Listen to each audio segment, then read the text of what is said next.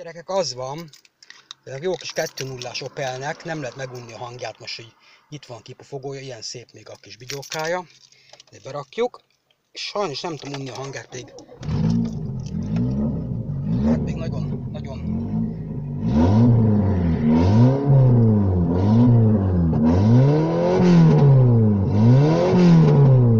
nagyon karaj, ugye?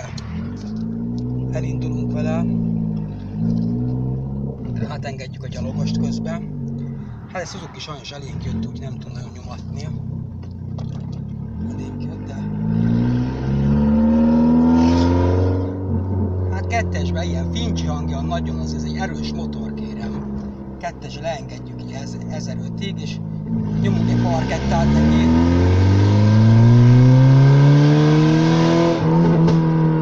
Hát rögtön ugrik, mint az állat. Kivégzi a fokozatokat rögtön.